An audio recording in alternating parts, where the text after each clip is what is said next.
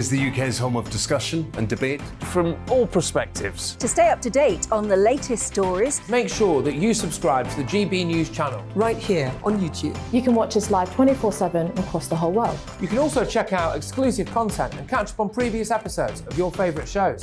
Every day, we ask the questions that you'd ask, so why not add your voice to the conversation in the comments section? Don't forget to subscribe. We are GB News, Britain's news channel. Every night at 11 on GB News, we bring you the next day's stories the day before. Basically like time travel. If it's a big story, we'll cover it, guaranteed. But we'll also have some fun along the way. Big opinions, big laughs. Sometimes big hair. This is Headliners, the paper review show that won't send you to sleep like the others will. 11 p.m, 7 nights a week. Join us.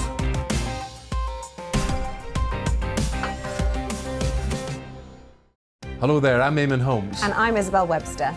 And we hope you can join us for Breakfast with Eamon and Isabel. You make me laugh out loud, belly laugh. Is that important first thing in the morning? Yeah, absolutely. And there's me trying to be deadly serious.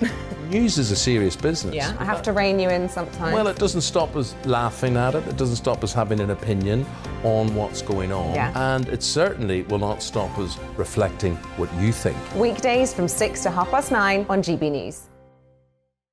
I'm Dan Wootton. Join me Monday to Thursday from 9 to 11 for the feistiest and most fun news debate on TV, where free speech reigns. I'll bring you a sharp take on the day's biggest stories, bombshell newsmaker interviews, and A-list guests.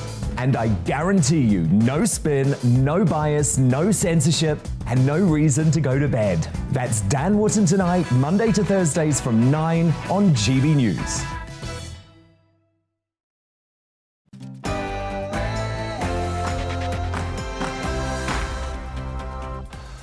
And welcome to your Friday edition of On the Money. I'm Liam Halligan. For the next hour, we're talking about the impact of the Russia-Ukraine conflict and the related sanctions on food prices, on farming, and on your grocery bills. There's been a lot of talk about energy security, but does Britain have a food security problem too? We'll be debating that with farmers, economists, MPs, right after the GB News headlines with Rhiannon Jones.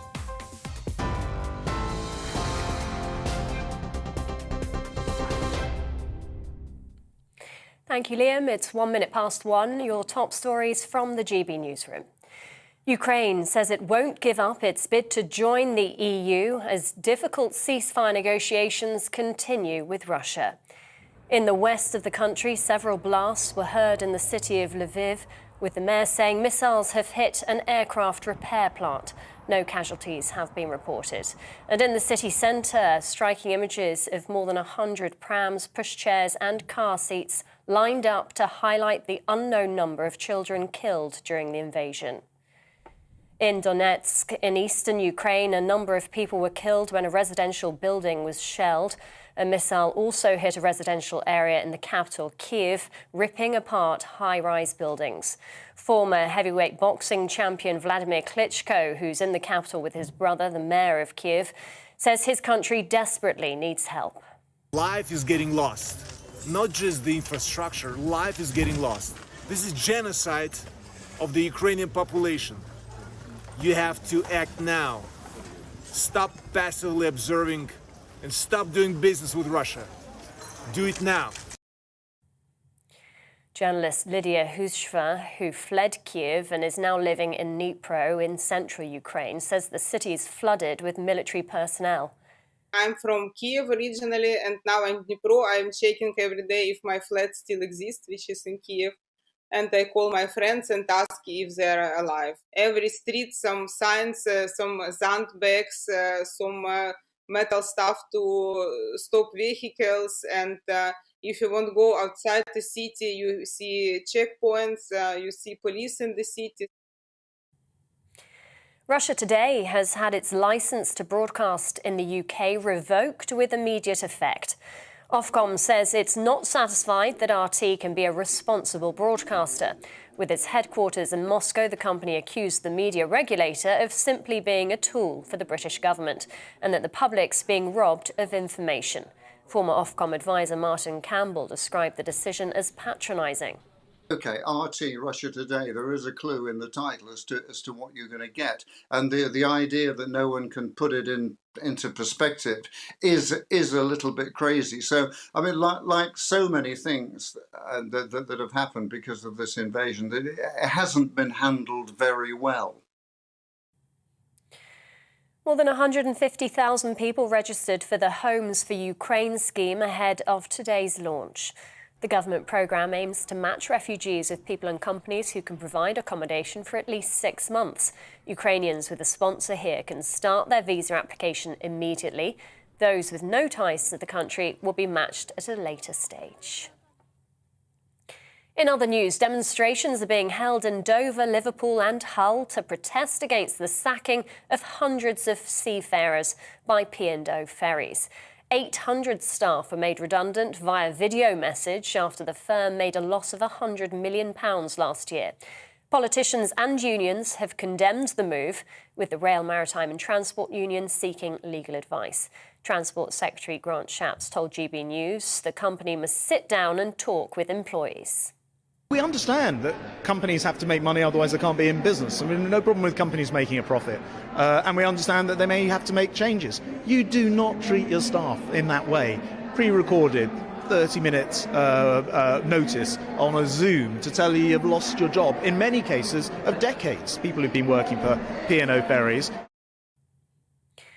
Sarah Everard's killer, Wayne Couzens, has been charged with indecent exposure. The Crown Prosecution Service says he's been accused of committing 4 offences in January and February of last year. He's currently serving a whole life sentence for the abduction, rape and murder of Ms Everard in March 2021. He'll appear at Westminster Magistrates Court next month.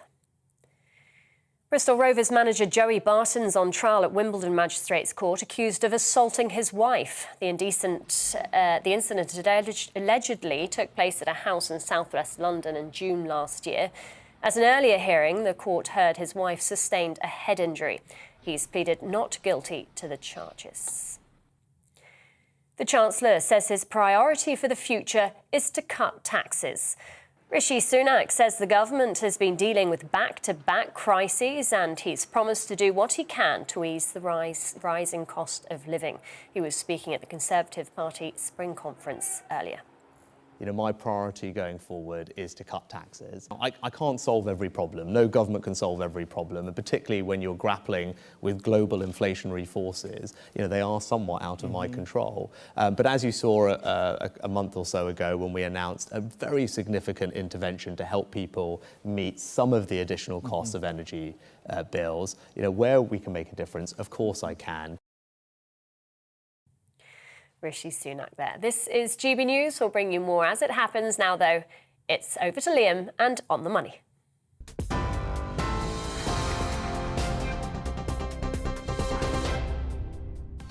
And coming up on The Money today, we've heard a lot about petrol and diesel prices spiralling, but food prices are also spiking up because of our reliance on Russian and Ukrainian exports of wheat, barley, potatoes and a host of other crops. In this hour, a discussion on the vital question of the UK's food security and the possible impact of this conflict on your grocery bills. We're also talking cybersecurity on The Money today. With online crime having grown steeply in recent years, we'll be discussing fears that sanctions on Russia could result in yet more cyber attacks. And as ever, I want to hear from you. Are you experiencing a cost of living squeeze? Should we grow more of our own food? What do you think? Email gbviews@gbnews.uk or tweet @gbnews. This is GB News on DAB+, digital radio, TV and online. I'm Liam Halligan and you're on The Money.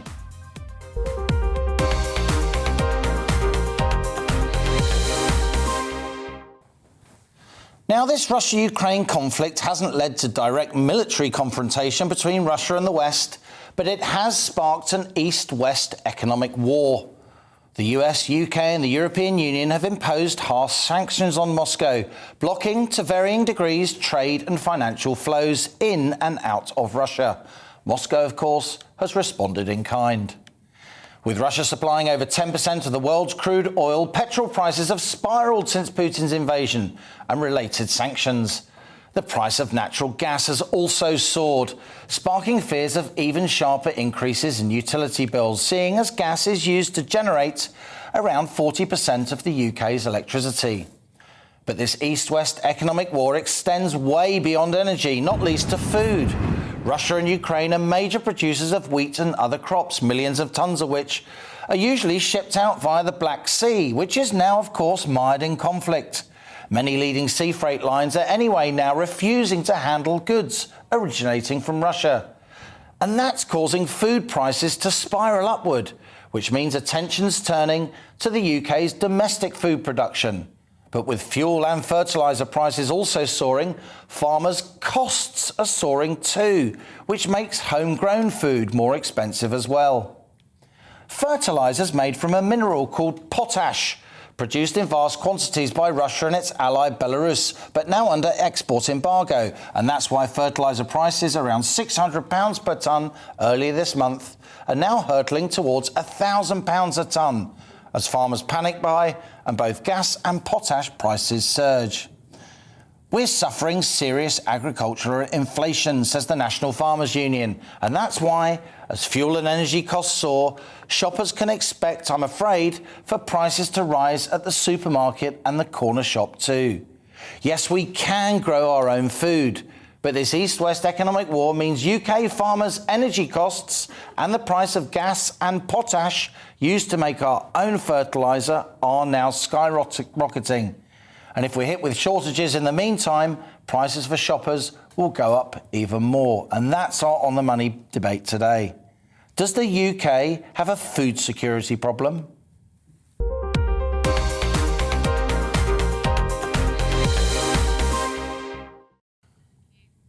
Grown-up discussions here with people who really know their stuff. That's what On the Money does. And so we have the Conservative MP for Tiverton and Honiton. He's chair of the Environment, Food and Rural Affairs Committee, Neil Parish. Neil, thank you for joining us here on The Money. We've got the Crops Board chairman at the National Farmers Union, Matt Cully. We've got a dairy farmer from West Wales returning to On the Money, Steve Evans. Good to see you all, gentlemen. And, of course, in the studio, our regular panellist, the Chief Economic Advisor at the Centre for Economics and Business Research, Vicky Price. Always good to see you, Vicky. Thanks very much for joining me. Neil Parish, let's start with you. You're the lawmaker among us. Your committee is meant to be overseeing things like food security, usually a pretty obscure subject. Not anymore. It's not. And I think, it's highlighted the situation that food security is essential now. I've been one of the MPs that for a long time, and the chair of the Select Committee, have been going on very much about we're not actually producing enough food in this country. So basically, wake up call, terrible for what's happening to Ukraine and has a huge effect worldwide. So we need to step up to the plate now and produce more food. Our farmers, of course, are also increasingly having higher costs. And so that's why DEFRA, Secretary of State George Eustice, Victoria Prentice are all looking at ways that can help to keep production up. I also think that while we look towards the environment and more biodiversity, this is great, but we must never forget food production.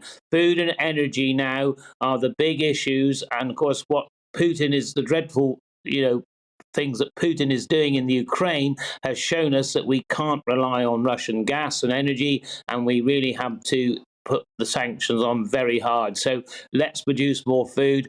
And I think it's how we allow farmers to do that and how we give them the ability to do it with fertilizer costs so high, fuel costs high. Everything is against us at the moment, but we do have land. We can produce good wheat. We can't produce bananas, but we can produce wheat, poultry, milk, pigs, and beef and lamb. So let's go on and do it. Matt Cully from the National Farmers Union. As I've said, food security, a Cinderella subject for so long. It's rocketing up the domestic political agenda. But your members, a big chunk of their cost base is fuel to drive their machinery, is gas, fertiliser, potash, all things that are spiralling in price. Can we still produce domestic food relatively cheaply or not?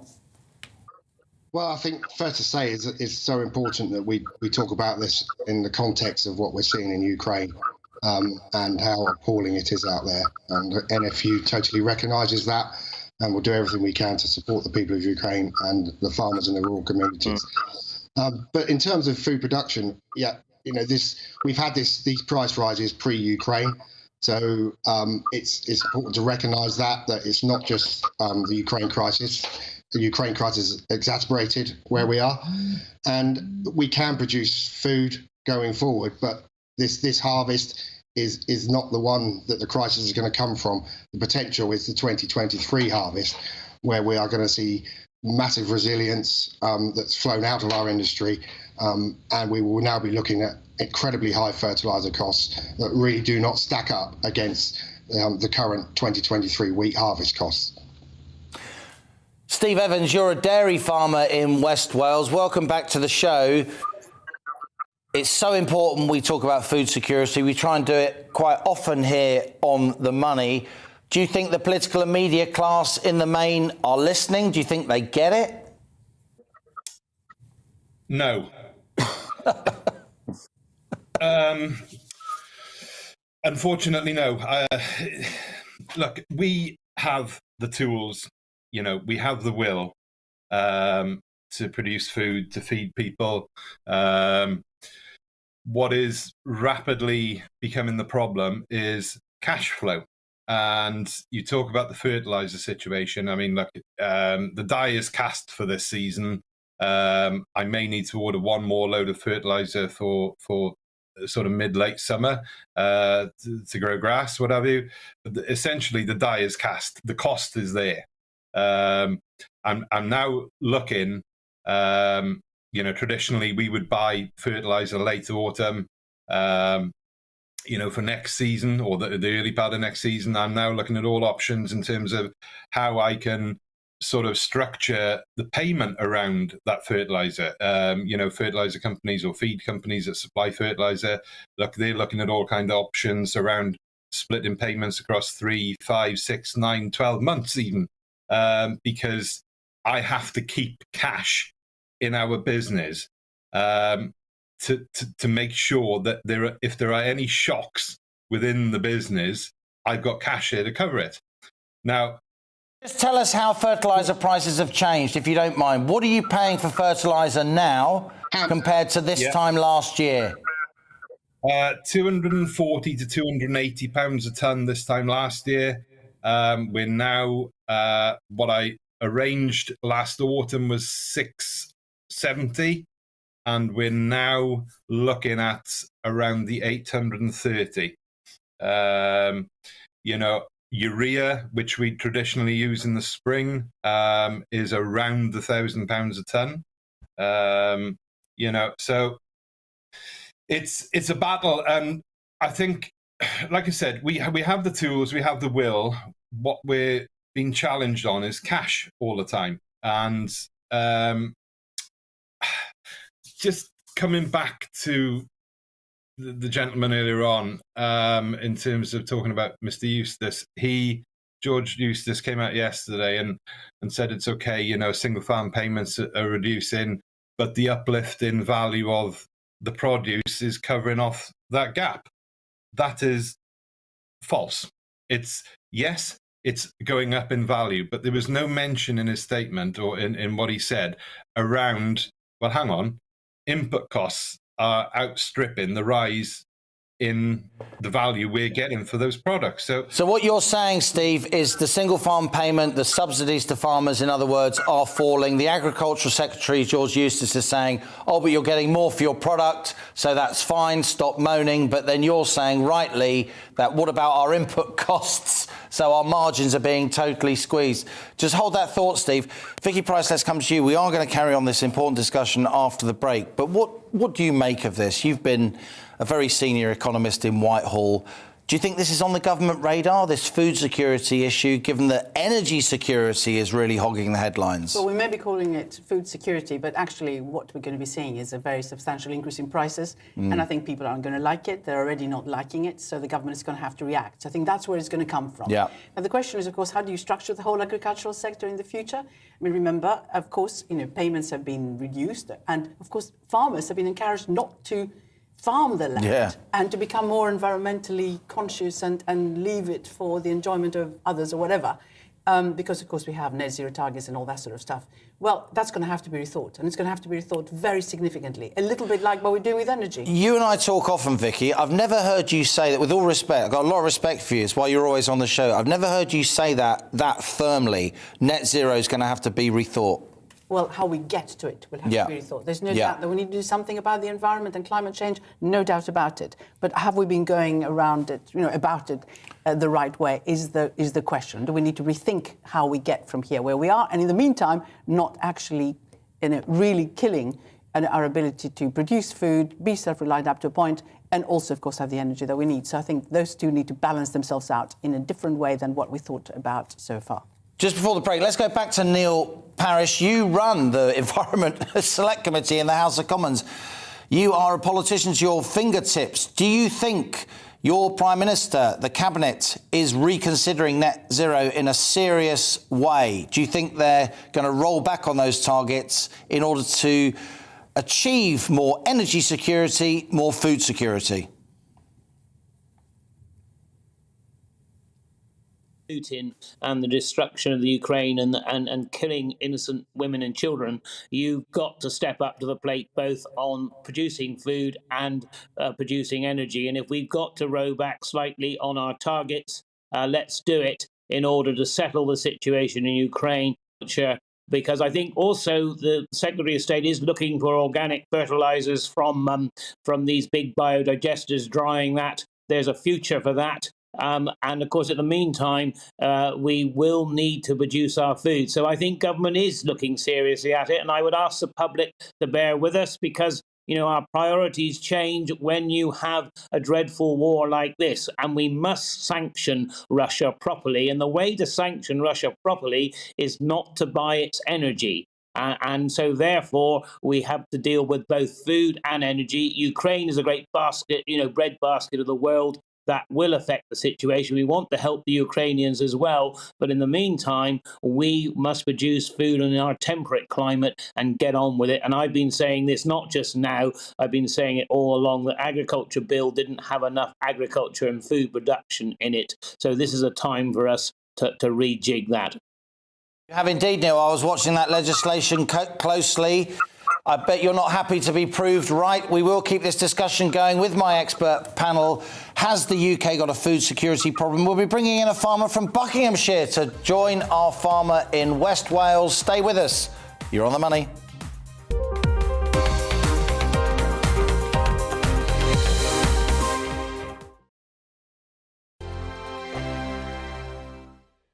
GB News is the UK's home of discussion and debate from all perspectives. To stay up to date on the latest stories, make sure that you subscribe to the GB News channel right here on YouTube. You can watch us live 24/7 across the whole world. You can also check out exclusive content and catch up on previous episodes of your favourite shows. Every day, we ask the questions that you'd ask, so why not add your voice to the conversation in the comments section? Don't forget to subscribe. We are GB News, Britain's news channel. Every night at 11 on GB News, we bring you the next day's stories the day before. It's basically like time travel. If it's a big story, we'll cover it, guaranteed. But we'll also have some fun along the way. Big opinions, big laughs. Sometimes big hair. This is Headliners, the paper review show that won't send you to sleep like the others will. 11 p.m, 7 nights a week. Join us.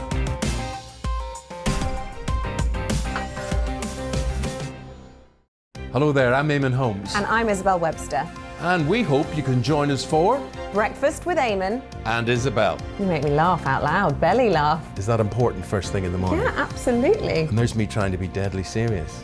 News is a serious business. Yeah, I have to rein you in sometimes. Well, it doesn't stop us laughing at it. It doesn't stop us having an opinion on what's going on. Yeah. And it certainly will not stop us reflecting what you think. Weekdays from 6 to 9:30 on GB News. I'm Dan Wootton. Join me Monday to Thursday from 9 to 11 for the feistiest and most fun news debate on TV, where free speech reigns. I'll bring you a sharp take on the day's biggest stories, bombshell newsmaker interviews, and A-list guests. And I guarantee you, no spin, no bias, no censorship, and no reason to go to bed. That's Dan Wootton Tonight, Monday to Thursdays from 9 on GB News.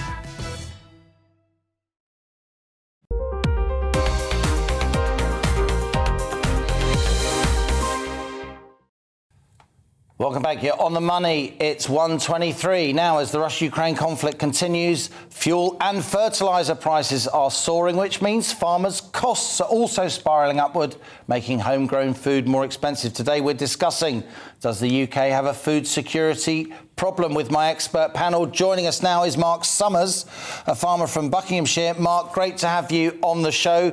We heard from your fellow farmer in West Wales that the price of fertiliser for him has spiralled from 200 quid a tonne this time last year to well over £800 a tonne. Is it the same in Buckinghamshire? Yeah, even more than that in places like there's certain fertilisers like Nitram, you're looking, some farmers are having to pay £1,300 a tonne, and that's even if they can get it. They're not guaranteed a supply. You have a rise in the price of grain where it's gone up probably £100 a tonne, so from £200 to £300 a tonne since last year. But to match the rise in fuel costs and fertiliser costs, it would have to double in price again to achieve the same return as last year. The same with red diesel. It would have to nearly double again to achieve the same return as last year in terms of red diesel as well. Mark, you're living in Buckinghamshire. You got the Irish brogue. My family's from Mayo. They're all in farming.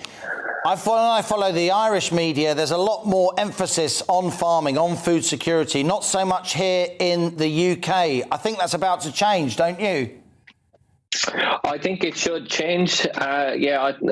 We need to be more self-sufficient. As you see with trade sanctions and everything on the likes of Russia, we need to be more reliant on our own crops rather than everyone else's. And I think the public need to be kind of encouraged more to shop British, keep business in Britain, because otherwise we're going to end up in a situation where we could potentially in the future have food shortages. You know, they're killing farming in this country, and if we become dependent on other markets, if other things globally, damage our trade with other countries, we're going to have an issue where we won't be able to supply enough food for ourselves. Let's go to you, Matt Cully. You are the chairman of the Crops Board at the National Farmers Union. It's a very influential lobbying group. I'd say for the most part you have the ear of government, but is government listening? Well, government needs to listen. It needs to look at core marketing groups where we can monitor and resolve these potential crises going forward before they actually hit us. We also need to look at policy in terms of whether BPS should be held and paused. We need to look at whether environmental payments are the right thing in this critical time. I mean, it's really worth noting that, and government need to understand that, a ton of wheat typically 5 years ago would buy you 400 therms of gas. Pre-Ukraine, that had dropped to 200 therms of gas. Now going forward to 2023 harvest, it's as low as 85 therms of gas. So we can see that the rising costs of fertiliser and our other inputs as well on the back of that are really not building into any confidence at all within our industry and what we're going to plant this autumn. And these are critical decisions that farmers will be making in the next 6 to 7 months of what they're going to do next year. And we need to make sure that government can start building confidence into that, and they need to address the gas price, and that will entail how to address the fertiliser prices that we're seeing at the moment. Vicky, let's turn to you. You've worked in many government departments, as I've said. What do you think Rishi Sunak will be thinking in terms of food security? With all respect to him, he's got a lot on his mind. Will it even be on his radar, given the big sort of macroeconomic picture he's trying to grapple with? Well, absolutely. If you look at where inflation is going, the erratic elements, if you like, are energy and food. And those are the ones that have been rising very substantially. So there's no way that he can look at where his forecast will get him in the future. So by the end, let's say, of 2022. Given that the consumer is going to be so significantly affected. And so not only will demand slow down quite significantly, we've already seen that in the Bank of England forecast that just came out and the statement that they made yesterday when they were saying, well, yeah, we're going to raise rates, but we think that perhaps the economy is going to slow down. Why is the economy going to slow down? Because of those costs. Yeah. And a large part of the lower paid, of course, end up spending a significant percentage of their incomes, wherever they come from, of course, with government help. Fuel and food, Absolutely. big chunk of vulnerable, or not even, all the way up to the middle income, even into the sort of lower top half of the income bracket, a big chunk is spent on fuel and food. That's right. And of course, at the lower end, you do get some support, a lot more support. In the middle range of the income distribution, you don't. So there is so there's going to be a lot of demand for support. So this idea is going to lower taxes in the future. What he needs to do, I'm afraid, right now is really subsidise that quite significantly. Remember, we had the Common Agricultural Policy, of which we were members. We used to complain about it. And of course, that was protectionist in a way, but nevertheless, Europe still depended hugely on wheat exports and everything else from Russia and the Ukraine as well. Now we don't have that. So the question is, what do you do in terms of where you direct the money that you were supposed to be getting originally as a farmer from the CAP?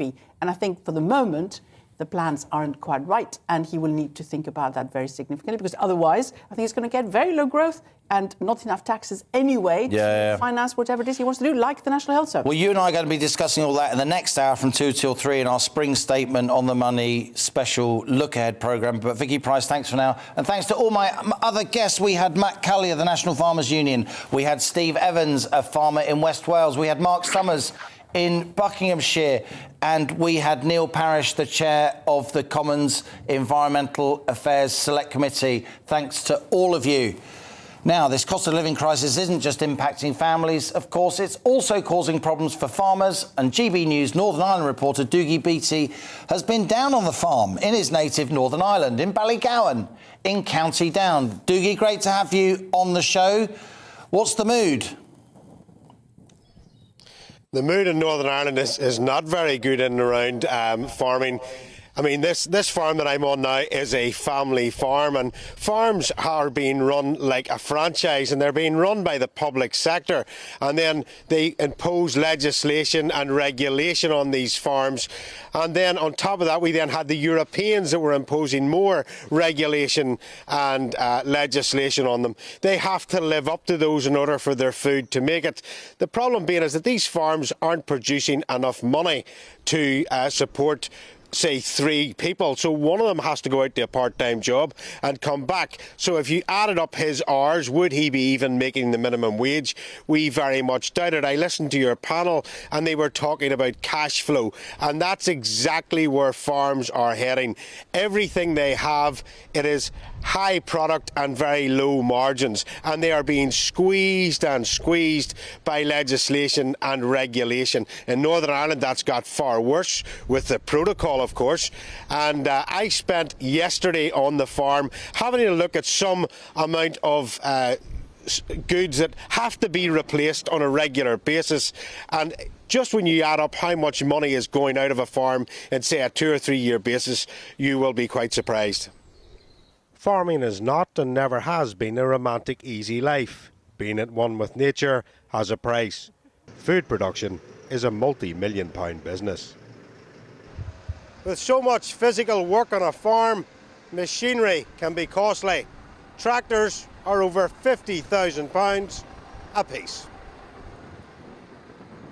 The political classes continue to look toward popular ideals and enforce them on an industry that depends on high volume and low margins. With all the legislation and regulation around slurry, tars like this behind for storage can cost upwards of £200,000. Like all businesses, resources need replacing, and this must be budgeted for. Milking parlours are at the heart of any dairy farm, and to replace one such as this is £50,000. To produce animal food is expensive, so ensuring it is kept in a usable state is a must. These silos behind me are designed and built to hold the winter food. A price tag of £90,000. Unlike land, these items all depreciate in value and with age need replaced. We all get older, and a dairy herd is no different. For calves to be replaced into that herd takes about 2.5 years. It's estimated about £1,800 per calf, times an average of 20. That's nearly £40,000 a year to keep a herd going. With farmyard milk prices being at less than 30 pence a litre, there is definitely no room for manoeuvre. Well, Doogie, that was a skillful report. Your knowledge of farming is really coming through. We've got to leave it there for now, but we will pick up this conversation in future editions of On the Money. Doogie Beattie, thanks for that report there, our Northern Ireland reporter. This is On the Money with me, Liam Halligan. Coming up, as Russian sanctions start to bite, are companies and governments under imminent threat of cybersecurity attacks? We'll be hearing from our Home Affairs and Security Editor, plus a cybersecurity expert. That's after the GB News headlines with Rhiannon Jones.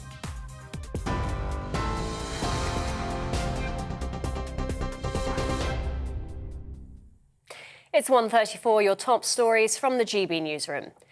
President Volodymyr Zelensky says he has no doubt Ukraine will become a full member of the European Union. That as ceasefire negotiations continue with Russia. In the west of the country, several blasts were heard in the city of Lviv, with the mayor saying missiles have hit an aircraft repair plant. No casualties have been reported. And in the city centre, more than 100 prams, pushchairs and car seats lined up to highlight the unknown number of children killed during the invasion. In Donetsk, in eastern Ukraine, a number of people were killed when a residential building was shelled. A missile also hit a residential area in the capital, Kiev, ripping apart high-rise buildings. Here, Russia Today has had its licence to broadcast in the UK revoked with immediate effect. Ofcom says it isn't satisfied that RT is a responsible broadcaster. With its headquarters in Moscow, the company accused the regulator of simply being a tool for the British government. In other news, demonstrations are being held in Dover, Liverpool and Hull to protest against the sacking of hundreds of P&O Ferries staff. 800 workers were made redundant via video message. Politicians and unions have condemned the move, with the Rail, Maritime and Transport Union seeking legal advice. Sarah Everard's killer, Wayne Couzens, has been charged with indecent exposure. The Crown Prosecution Service says he's been accused of committing 4 offences in January and February of last year. He's currently serving a whole life sentence for the abduction, rape and murder of Miss Everard in March 2021. He'll appear at Westminster Magistrates Court next month.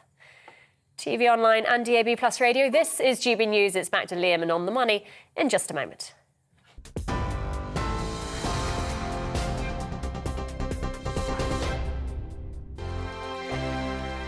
GB News is the UK's home of discussion and debate from all perspectives. To stay up to date on the latest stories, make sure that you subscribe to the GB News channel right here on YouTube. You can watch us live 24/7 across the whole world. You can also check out exclusive content and catch up on previous episodes of your favourite shows. Every day, we ask the questions that you'd ask, so why not add your voice to the conversation in the comments section? Don't forget to subscribe. We are GB News, Britain's news channel. Every night at 11 on GB News, we bring you the next day's stories the day before. It's basically like time travel. If it's a big story, we'll cover it, guaranteed. But we'll also have some fun along the way. Big opinions, big laughs. Sometimes big hair. This is Headliners, the paper review show that won't send you to sleep like the others will. 11 p.m, 7 nights a week. Join us.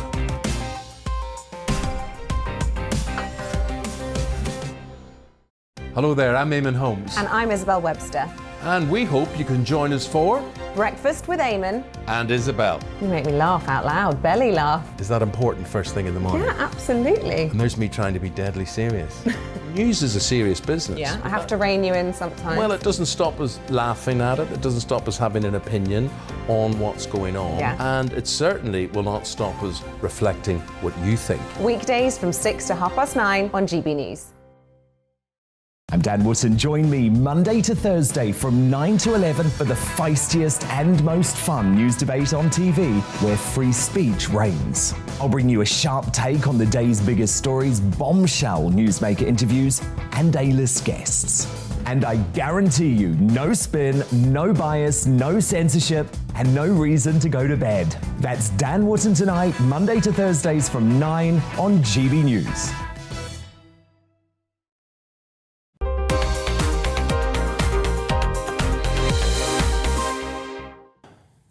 And welcome back. You're on the money with me, Liam Halligan. It's 1:38. Now, the Conservative Party begins its spring conference in Blackpool today in the hope of retaining the northern seats it won from Labour in the 2019 election. Our political correspondent Tom Harwood is there, and Tom spoke to Grant Shapps, the Transport Secretary, about his speech and how he plans to make the UK the largest economy in Europe over the next decade. Here's what he had to say. Infrastructure is a big part of that. Skills, education, the things which build an economy are the things which make everybody in that economy have opportunities. That makes them productive. That builds a bigger economy. It's that simple. You know, Britain has always, been obviously geographically a limited amount of space. What's been the difference for Britain in the past are our people, and that's the difference that we can have again if we bring this all together. Now, our political correspondent Tom Harwood joins us live from Blackpool. Tom, good to see you. Well done for nabbing Grant Shapps, the Transport Secretary there. Did he say much about the P&O situation? Of course, 800 seafaring staff sacked by Zoom. He certainly did. He had very strong words for the leadership of P&O, saying that they had behaved disgracefully and that there is no way that the way it was done should have been done in that way. Grant Shapps told me that he found it absolutely abhorrent that the pre-recorded Zoom message was sent out to all of those staff. I asked him if he envisaged the government getting involved. He said that there would be more to come. But yes, I did ask him about that in the interview. I hope we can show a little more of that a little bit later on. You're very good at sniffing the political mood, if I may say. Are people still talking about Downing Street lockdown parties and Cake Gate? How do you think the party's view is currently towards the Prime Minister? I have to say I haven't heard much about Partygate here apart from in the past tense. No, it seems that this is a more united Conservative Party than we've seen for really the last few months. If we were to stand here, if we could imagine standing here even a few weeks ago, it would be hard to imagine there'd be as much optimism and enthusiasm about the leadership of this government. But no, it does seem that the party is coming together. Of course, the leader of the Scottish Conservative Party, Douglas Ross, has retracted his call for the Prime Minister to resign. MPs like Andrew Bridgen have also withdrawn their letters from the 1922 committee. The chairman of the 1922 committee, Sir Graham Brady. It does seem that the party is uniting and focusing on what it needs to do to avoid a drubbing in the local elections in May. Now, if you speak to people on the ground here at this conference, you'll find a lot of enthusiasm, people thinking that May isn't going to be that bad after all, although if you talk to people sort of higher up the pecking order of the Tory party, you'll start to hear a lot of expectation management about how these are going to be very tough elections 12 years into Conservative-led government in one form or another, and indeed as we enter the second half of this Parliament. This is really quite a mid-term situation. But no, it's an enthusiastic party here in Blackpool. The first time the party has been in Blackpool since 2007, and indeed the first time that the party has had MPs in Blackpool since 1992. So there is a new lease of life for the Conservative Party here, and they really are hoping to take that message to many seats across the north. Tom Harwood, GBNews political correspondent at the Tory Party Spring Conference there. Thank you very much. Now, Tom and I were discussing that P&O crisis because that grand old name of British ferry crossings around since the 19th century. They've made 800 seafaring staff redundant with immediate effect, although P&O is these days owned by DP World of Dubai. This comes after the company came into financial difficulties, they say, due to COVID-19. But as you can imagine, sacking those staff hasn't gone down too well. Well, our Yorkshire and Humber reporter Anna Riley joins us now from the port of Hull, where the protests are underway. Anna, what's the mood where you are? Good afternoon, Liam. Yes, there's a lot of anger here amongst the workers, amongst union members, amongst the local Hull MPs as well who are standing in solidarity with the workers. Ed Miliband here as well, the Shadow Secretary for Climate Change, was also here and gave a speech as well, standing in solidarity with those workers and calling for the government to do something to give these sacked workers their jobs back. There was a calm mood though, even though it was a protest. I heard in Dover it was a little bit more heated, but here in Hull it was very calm. The workers had banners and they walked along the main route into the ferry terminal. They actually knocked on the door and they asked to speak with some of the staff. Nobody did come out, but they were certainly making their voices heard and demanding, you know, to get these jobs back for these people who were just told via a Zoom call on the same day that they no longer had a job, with agency staff waiting to come onto the boats to replace them. They're going to continue their campaigns as well. Tomorrow they're heading over to the Conservative conference in Blackpool and they'll be staging a protest there about this current situation with P&O. We know the main union involved is the RMT, and they are the union who cover a lot of train drivers, tube drivers. They, of course, have been staging strikes on the London Underground in recent weeks, with more to come. Do you sense the union is going to get more militant? Do you hear whispers that other trade unions are going to get involved in so-called solidarity? Yeah, they're certainly wanting something to be done, and here in Hull actually some of the prison staff came out to stand in solidarity outside the ferry terminal as well to give their support, so certainly other members coming on board as well, and they're not going to let this one go, that's for sure. They're looking into the legalities of whether this was allowed to happen, and they're certainly going to keep making their voices heard, and they are demanding for these British staff to get their jobs back. GB News Yorkshire reporter in Port of Hull on that P&O ferry crisis. That one will certainly run and run. Now, Western governments and companies need to be on a heightened state of preparedness for the high probability of cyber attacks. That's according to a senior cybersecurity expert, as economic sanctions on Russia begin to bite. Critical national infrastructure and the banking sector could be the main targets, with industry insiders warning there are still inherent weaknesses in these systems. Our security editor, Mark White, has been examining the risks and the likelihood of a major cyber attack on the West in the months ahead. Quite understandably, the world's focus of late has been on the destructive power and human cost of Russia's conventional warfare. But experts warn we mustn't underestimate the power of Russia's cyber capabilities. Although the threat from cyber warfare can seem quite abstract, it has potential real-world consequences, with the ability to cripple power supplies. Health services have been significantly disrupted in the past, and the technology at the heart of the West's aviation sector is at risk. Apart from an attack on some of Ukraine's critical systems in the initial stages of the invasion, there has been no concerted effort by Russia to attack Western infrastructure in recent weeks. But as economic sanctions begin to take a real stranglehold on Moscow, Vladimir Putin is increasingly likely, we're told, to unleash his cyber capabilities. I would say there's a fairly high probability, based upon the types of grey warfare, the hybrid warfare that Putin and the Kremlin have been executing against others in the space, to coerce and to bully its neighbours or adversaries.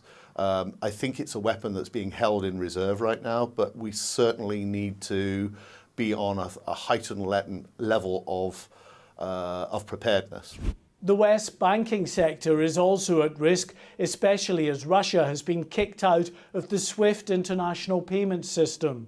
And Russia's network of criminal gangs is another potent tool in Putin's armoury. As well as being one of the most formidable cyber powers in terms of government capabilities, Russia also has the largest concentration by far of serious organised cybercrime on the planet. And before the invasion in 2021, we saw those criminals disrupt petrol supplies in the US, healthcare in Ireland, schools in England, food retail in Sweden. The list goes on. If the Russian state were to, if you like, unleash its ransomware capabilities, its cyber criminal capabilities, then that could get, whilst not catastrophic, that could get pretty unpleasant. Although the West's computer systems are better protected these days, there are still inherent weaknesses, vulnerabilities adversaries would look to exploit. A lot has been done to shore up a lot of the critical infrastructure across the UK, particularly the NHS. There are still gaps in the fabric, there are still chinks in the armour that we need to be aware exist, and we need to take precautions, compensating security controls, for example, in order to ensure that perpetrators can't get through that armour. For now, Russia's main focus is on the conventional battlefield. Any cyber attack would almost certainly provoke a response in kind from the West. In fact, in the cyber domain, Russia is already fighting off multiple attacks from Western computer hackers who've turned away from their traditional targets of big business and government at home, focusing their disruptive talents on Moscow instead. Mark White there, GB News Home and Security Editor. I'm joined now by Vasilios Karaniopoulos, cybersecurity expert at the University of Portsmouth. Thank you so much for joining us. Could you tell us what you think the danger is of heightened cyber attacks in light of the Russia-Ukraine conflict? We know cybercrime has been rising anyway in recent years. What are the dangers? Well, we see expectations have not materialized. So when the conflict in Ukraine started, there was an expectation that this would be supplemented, let's say, by major cyber attacks from the side of Russia. And so far, we haven't seen that. The main concern, apart from obviously for Ukraine being directly attacked, is that these attacks could spill over and affect systems across the globe. So ransomware attacks, for example, that might be meant for Ukrainian systems could then spread out and infect critical systems or organizations in the international community. Now, I doubt the Russians are going to attack individual small firms. They might attack some big ones. But what can ordinary households and firms do to make themselves a little bit more cyber secure as we go into a situation where, as I said, cybercrime is rising anyway, but there is now heightened kind of geopolitical danger, if you like? Yes, exactly. So the National Cybersecurity Center has highlighted that we should be more alert. There have been, they have published advice online for this situation that everyone can follow. In terms of individual users or small organizations, I think the most important aspects are making sure that your antivirus and firewall software is up to date and working. Being prepared for an infection is also very critical, having an incident response plan, and always have your backups. Ransomware can infect computers and encrypt information that might be lost forever. And that can have a significant impact, not just for larger organizations, but also for small organizations that might not be as well prepared. So having backups that are regular would mean that you can get back into business very quickly after a ransomware attack. Dr. Karaniopoulos, you're based at the University of Portsmouth. You're joining us actually from Riga in Latvia, up there in the Baltics. Just give us a sense, finally, of the kind of cyber attacks we've seen in the past. Have we seen governments launch serious cyber attacks, or are we still in the realms of imagination here? I think the main problem with what we call cyber warfare is that it's very hard to actually prove that a state has been involved in cyber attacks, and states have not come out openly to say they have been involved. So in most cases where we've had similar high-level attacks, for example, they have been attributed to state-backed or state-affiliated hacker groups, but not directly coming from states. So in terms of Ukraine, for example, we've seen attacks on the power grid A couple of weeks ago, we saw certain attacks on information systems in Ukraine before the invasion as well. We saw some ransomware attacks and some defacements of websites and some denial of service attacks. But we've seen cyber attacks happening in the past as well against Estonia. We've seen the virus Stuxnet hitting the Iranian uranium enrichment facilities, and so on. So we've seen some major attacks that have been considered cyber warfare attacks, but we cannot really prove that states have been behind this 100%. Very interesting there. Dr. Vasilios Karaniopoulos, cybersecurity expert at the University of Portsmouth. That was a very enlightening interview. It'd be great to have you on the show when you're back in the UK. Stay well. Thank you. Now, lots of people have been getting in touch about farming and food shortages. Most of this edition of On the Money has been about the UK's food security, examining the extent to which there's a problem, examining the extent to which prices will spike in light of that Russia-Ukraine conflict. Patricia emailed to say, of course we should grow our own food, but our farms are now becoming full of turbines, wind turbines. We need to think about our food and how we can be more sustainable. Paul contacted us. The energy and food supply issue now playing out is a wake-up call to politicians. I agree with that, Paul. For decades, ordinary people have been concerned about the UK's self-sufficiency. And another Paul got in touch via GBViews at gbnews.uk to say it seems that the government are making the same mistakes with food as they did with energy. Very, very concerning. Keep your emails coming and tell me what you want to be discussed on the show. That's all we got time for in this hour.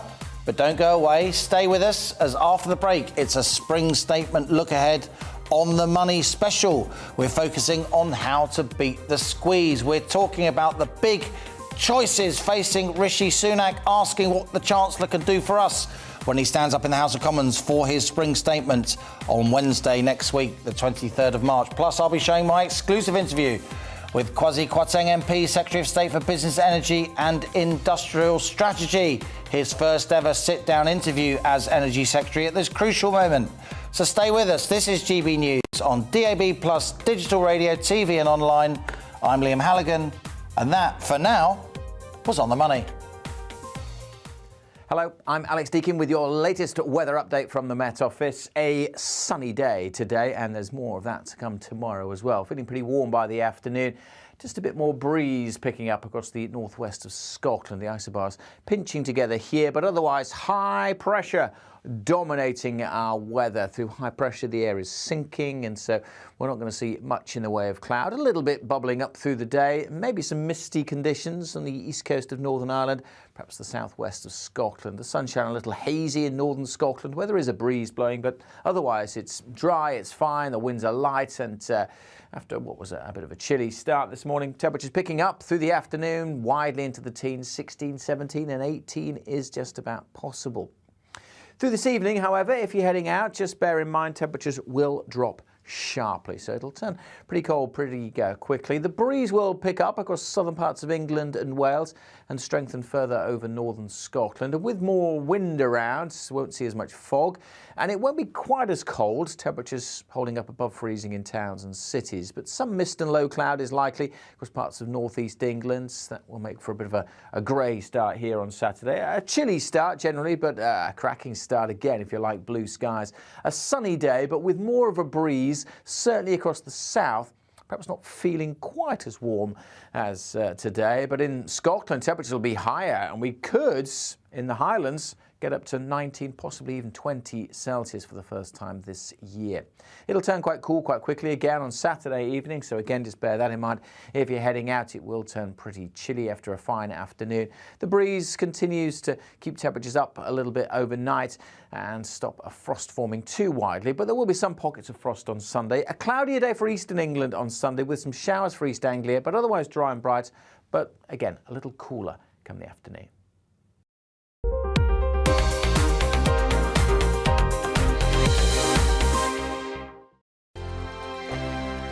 GB News is the UK's home of discussion and debate from all perspectives. To stay up to date on the latest stories, make sure that you subscribe to the GB News channel right here on YouTube. You can watch us live 24/7 across the whole world. You can also check out exclusive content and catch up on previous episodes of your favourite shows. Every day, we ask the questions that you'd ask, so why not add your voice to the conversation in the comments section? Don't forget to subscribe. We are GB News, Britain's news channel.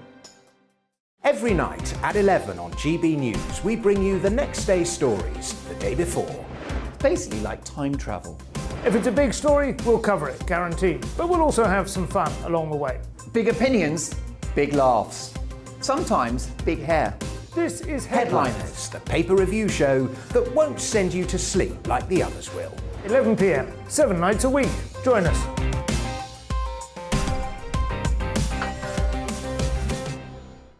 Hello there, I'm Eamon Holmes. And I'm Isabel Webster. And we hope you can join us for Breakfast with Eamon and Isabel. You make me laugh out loud, belly laugh. Is that important first thing in the morning? Yeah, absolutely. And there's me trying to be deadly serious. News is a serious business. Yeah, I have to rein you in sometimes. Well, it doesn't stop us laughing at it. It doesn't stop us having an opinion on what's going on. Yeah. And it certainly will not stop us reflecting what you think. Weekdays from 6 to 9:30 on GB News. I'm Dan Wootton. Join me Monday to Thursday from 9 to 11 for the feistiest and most fun news debate on TV, where free speech reigns. I'll bring you a sharp take on the day's biggest stories, bombshell newsmaker interviews, and A-list guests. And I guarantee you, no spin, no bias, no censorship, and no reason to go to bed. That's Dan Wootton Tonight, Monday to Thursdays from 9 on GB News.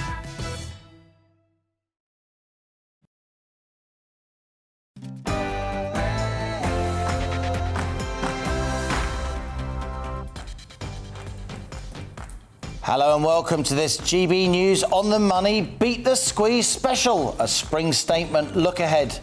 The UK is in the midst of a cost of living crisis, but the government has already spent heavily on furlough and other lockdown measures during the 2-year COVID pandemic. Ahead of next Wednesday's spring statement, Chancellor Rishi Sunak faces a huge judgment call. Should he splash the cash? Can he afford to? Can he afford not to? As ever, On The Money hosts grown-up discussions with people who really know their stuff. Plus, an On The Money exclusive today. Business and Energy Secretary Kwasi Kwarteng gives his first full-length sit-down interview to GB News. It's a fascinating and important discussion in light of the Russia-Ukraine conflict ahead of a new British energy security strategy, which the government's also publishing next week. And as ever, with any episode of On The Money, I want to hear from you too. Email gbviews@gbnews.uk or tweet @gbnews. I'll read some of your messages later in the show, so stay with us here on GB News, TV and DAB plus digital radio, and online for this On The Money Beat the Squeeze special. After the GB News headlines with Rhiannon Jones.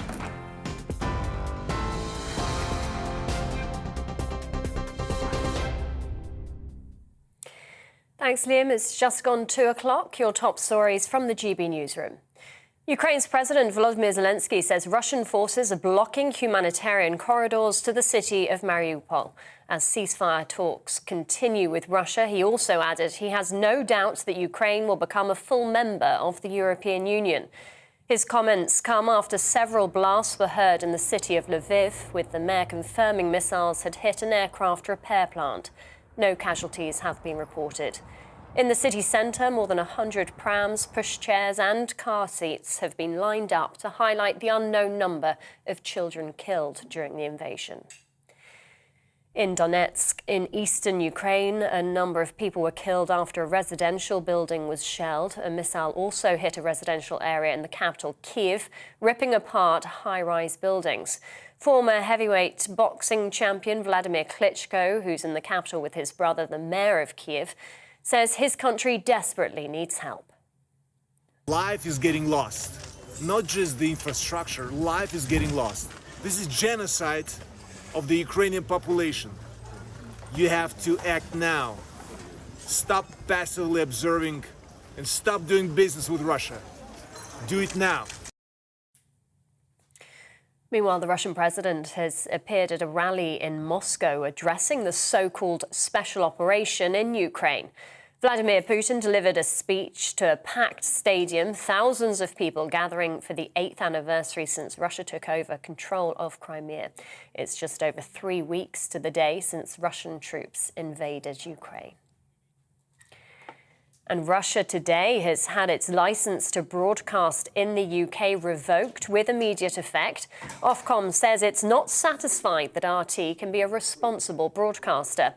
With its headquarters in Moscow, the company accused the media regulator of simply being a tool for the British government and that the public's being robbed of information. Former Ofcom advisor Martin Campbell described the decision as patronising. Okay, RT, Russia Today, there is a clue in the title as to what you're going to get. And the idea that no one can put it into perspective is a little bit crazy. So, I mean, like so many things that have happened because of this invasion, it hasn't been handled very well. More than 150,000 people registered for the Homes for Ukraine scheme ahead of today's launch. The government programme aims to match refugees and with people and companies who can provide accommodation for at least 6 months. Ukrainians with a sponsor here can start their visa application immediately. Those with no ties to the country will be matched at a later stage.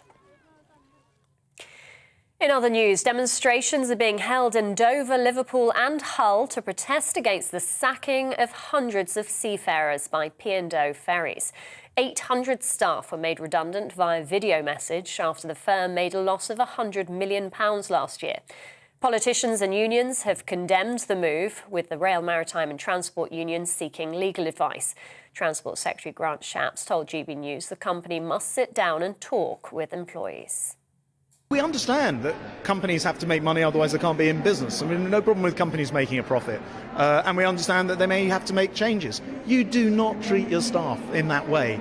Pre-recorded, 30 minutes notice on a Zoom to tell you you've lost your job. In many cases of decades, people who've been working for P&O Ferries. Sarah Everard's killer, Wayne Couzens, has been charged with indecent exposure. The Crown Prosecution Service says he's been accused of committing 4 offences in January and February of last year. He's currently serving a whole life sentence for the abduction, rape and murder of Ms Everard in March 2021. He'll appear at Westminster Magistrates Court next month. And Bristol Rovers manager Joey Barton is on trial at Wimbledon Magistrates Court, accused of assaulting his wife. The incident allegedly took place at a house in southwest London in June last year. At an earlier hearing, the court heard his wife sustained a head injury. He's pleaded not guilty to the charges. The Chancellor says his priority for the future is to cut taxes. Rishi Sunak says the government has been dealing with back-to-back crises and he's promised to do what he can to ease the rising cost of living. He was speaking at the Conservative Party Spring Conference earlier.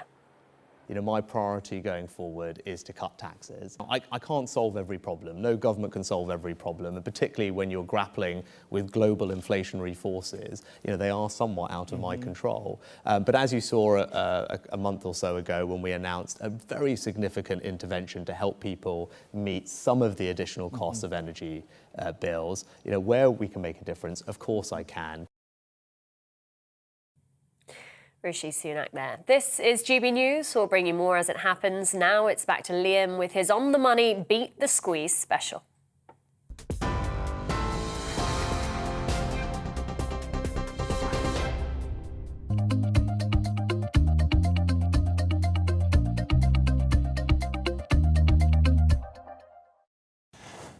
Welcome to my On the Money Beat the Squeeze Spring Statement Look Ahead special.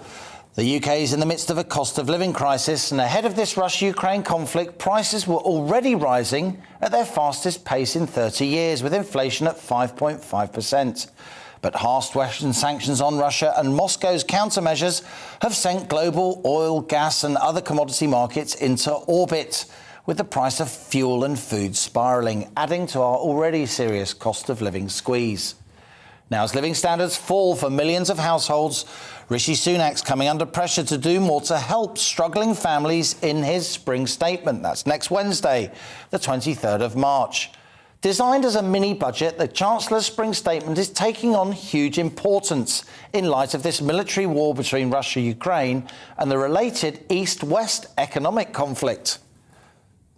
The highly respected Institute of Fiscal Studies says the cost of living squeeze means Sunak faces what they call a huge judgment call over whether or not to borrow more, given the vast amounts spent on furlough and other pandemic measures.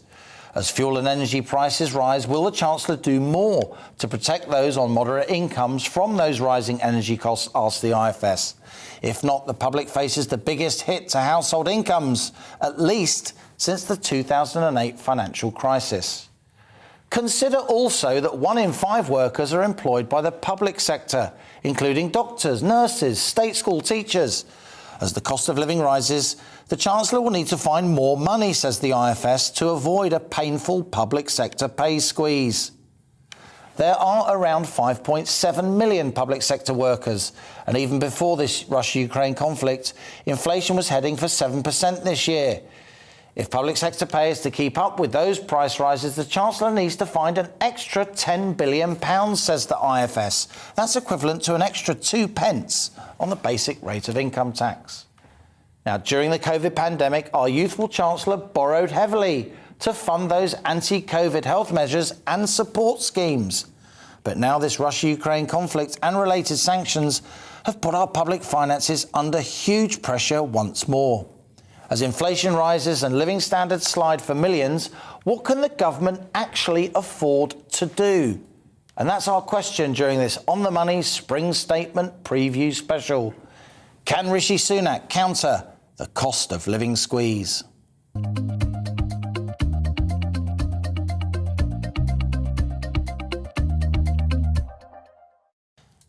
Well, ahead of this spring statement next Wednesday, Rishi Sunak really does face some serious economic conundrums. Back in October, when he presented his last budget, the Chancellor forecast fast economic growth during 2022, a 6% expansion. We were meant to be in the midst of a post-lockdown bounce back, remember? How times have changed. Inflation was already rising and the economy slowing earlier this year before the Russia-Ukraine conflict. And now the Chancellor's working within a big economic picture of stagnating growth, of spiralling inflation and huge uncertainty, given that no one knows how long this conflict will last. Well, joining me to discuss this, Vicky Price is still with me, Chief Economic Advisor at the Centre for Economic and Business Research. I'm also delighted to be joined by Alexa Ward. She's the co-director of the Fuel Poverty Action Campaign Group. Alexa, you're most welcome. Plus, former cabbie and General Secretary of the Licensed Taxi Drivers Association.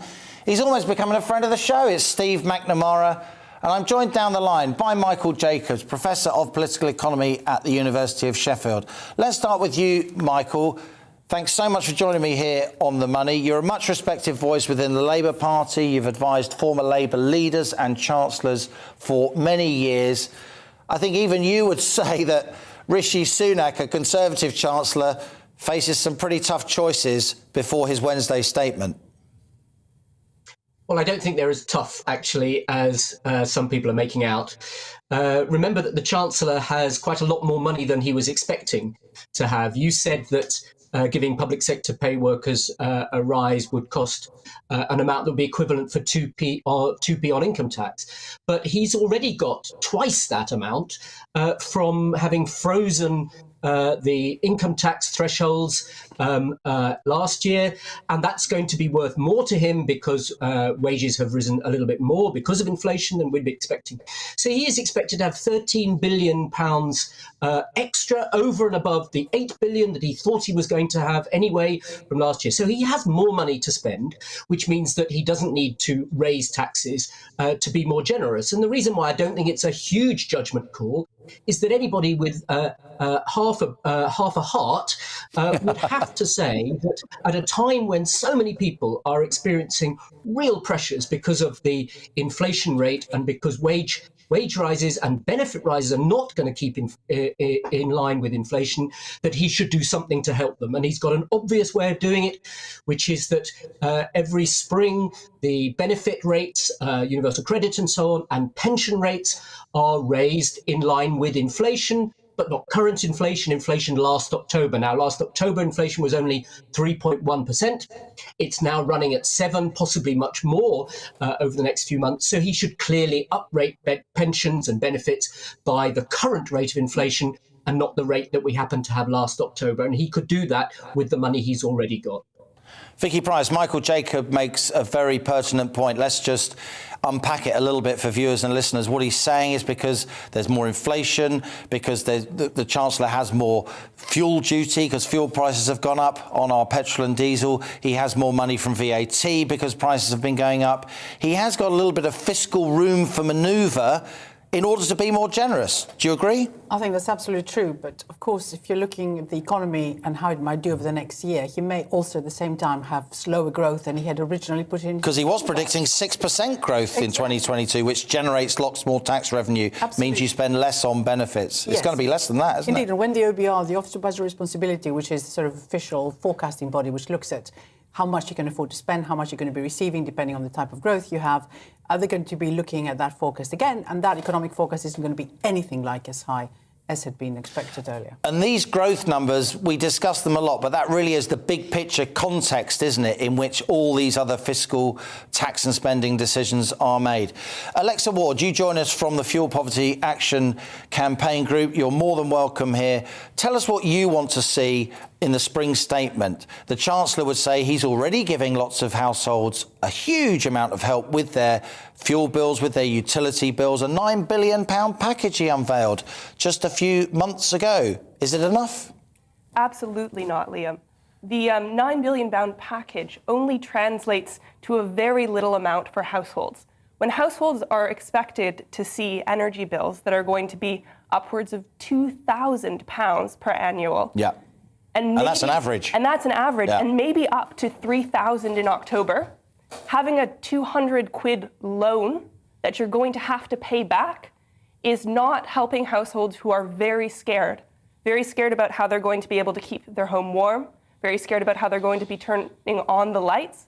And if you're dealing with other things like health crises, it's simply untenable. So the £9 billion that Rishi Sunak announced over a month ago, especially in light of the even higher rises we're going to see, is not nearly enough. What we want to see are both short-term bill reductions for households, but also longer-term strategies to turn the energy market, which right now is upside down, right side up. So right now, if you're a household and you're using very little electricity, you're actually paying more per unit than someone who's paying on the prepayment meters and so on. Absolutely, and because of the standing charge. And we also saw the government energy regulator Ofgem offload the price of the failing energy companies. So we were told in the past that we could reduce our bills if we just switched. And we switched, and then 40 went bust last year. Yeah, because those high wholesale prices, and then the price cap was there, they couldn't afford to provide energy to households for the price they had to buy the energy off wholesale markets. And it was Ofgem's responsibility to make sure that those companies could withstand the volatile price of the product that they were selling, and they couldn't. And then the cost of these failing companies is being put on the standing charge part of customer bills, the part that doesn't change. Which is a higher share of what poorer people pay, because overall they use less electricity. A point very well made. We'll come back to you, Alexa. Steve McNamara, you're from the Licensed Taxi Drivers Association. In my experience, cabbies always have a good nose for the economy where it is. There's no way we're going to grow at anything like 6% GDP increase this year in 2022. Do you think the Chancellor can afford to increase that national insurance? A lot of people are saying that's a tax on jobs. He's already legislated for that rise in employer and employee national insurance. He says he needs the money. Well, Michael Jacobs is a pretty canny bloke. So's Vicky Price. They're saying he doesn't actually need the money. Well, my claim to fame is that at the heart of the pandemic, at the start of the pandemic, I had a call on my mobile phone from the Chancellor. True story. I mean, obviously, I thought it was a wind-up, but it wasn't. Obviously, they were looking at bringing out packages for taxi drivers as part of the pandemic. Oh, I see. Spent 5 minutes on the phone to him. If he cares to give me a call again tomorrow, I presume he's kept me on speed dial. We know he's an on-the-money viewer. Yeah, well, you got my number, Rishi. Give me a bell. The reality is, look, he needs to freeze this national insurance rise, but what he particularly needs to do, absolutely everything is affected by the price of fuel. Stuff delivered to supermarkets, you know, everything is affected by the price of fuel. Price of fuel's gone up probably 50% since January. We were paying $1.20 a litre for diesel. We're now paying $1.70, $1.75. And the rest in rural areas, £2 I've seen, where I live, east of England. The green thing as well, 35% of our fleet's electric. Rapid on-street charging, we were paying 27p, 25p a kilowatt. We're now paying 40, 45p a kilowatt. So that's gone up, well, at least 50% again. It's going to affect everything. Our fares are set. We can't raise our fares. They're done by the mayor. But we're currently talking. The London mayor. You're a London cabbie, yeah. Yeah, but across the country, fares are set by. They are. So a lot of industries have got set costs. They can't raise their costs. They can't raise their cost base to their customer. They're going to be in real trouble. He needs to look at what he's doing with fuel duty and possibly a reduction there. We're going to come back to this discussion after the break, but let's just go back to Michael Jacobs. Michael, the Labour front bench, as you will know well, has also said that this pre-legislated national insurance increase should at very least be delayed. Do you agree with that? Yes, I do, in current circumstances. I do think a delay only. I don't think it was wrong of the government. I'm a little bit unusual, actually, on the left of politics in saying I don't think it was wrong of the government to say that if we want a better health service and better social care, we should pay for it. I think the way they did that was wrong. National insurance is not the most progressive. That is the fairest way of paying for it. We have this major problem in our tax system that people who get income from wealth pay much lower levels of tax than people who simply get their income from work. So I don't think it was the best way of doing it, but I do think in these circumstances it should probably be delayed by a year. And I don't think that's going to happen, though. Rishi Sunak has made clear that he wants to stick with that. He got the Prime Minister to write a joint article with him to kind of dip the Prime Minister's hands in the blood of this tax rise to make sure he couldn't escape from it. So I don't think we're likely to see that. And the reason we're not likely to see it is because, as we saw in that little clip, Rishi Sunak's real aim, according to himself, is to cut taxes, presumably before the next election, so over the next 2 years. And it's that desire which has given him very tight fiscal rules, which means that he wants to see overall debt coming down very soon. And that's why he says we have to raise taxes now. I can't spend more. He's imposed those rules on himself. They're nobody else's rules. And the rules are designed to give him a bit of space, if the economy goes probably better than it is likely to go now, before the next election. So this is really all his choices. He can say those fiscal rules don't apply anymore. I'm not aiming for tax cuts. I'm going to postpone this tax rise in order to help people out with the cost of living crisis that we're experiencing right now. Stay with us, Michael. We are going to carry on this discussion over the break. What can Rishi Sunak do in his spring statement? Michael Jacobs there, Professor of Political Economy at the University of Sheffield, former advisor to various Labour Prime Ministers and Chancellors. Email me, gbviews@gbnews.uk, or tweet @gbnews. What do you think of this discussion? What do you want to see Rishi Sunak do next Wednesday? Keep it friendly, keep it clean. Coming up later in this GB News special, you can watch my exclusive interview with the Business Secretary, Kwasi Kwarteng. One of the issues I put to him is criticism of retailers who keep petrol and diesel prices high when oil prices fall back. Here's a taster. GB News viewers and listeners write to me and ask me, why is it, Liam, that when the price of oil goes up, petrol and diesel instantly goes up a lot on the forecourt, but when the price of oil eases back slightly, or quite a lot as it has over the last week, petrol prices and diesel prices stay the same? What should I tell those GB News viewers and listeners? I think we should get more information about that, because I hear that anecdotally, and I think it's really bad and wrong for companies simply to be, keeping the high prices to reflect higher prices, and then when those come down. Kwasi Kwarteng and much more after the break. Stay with us. You're on the money.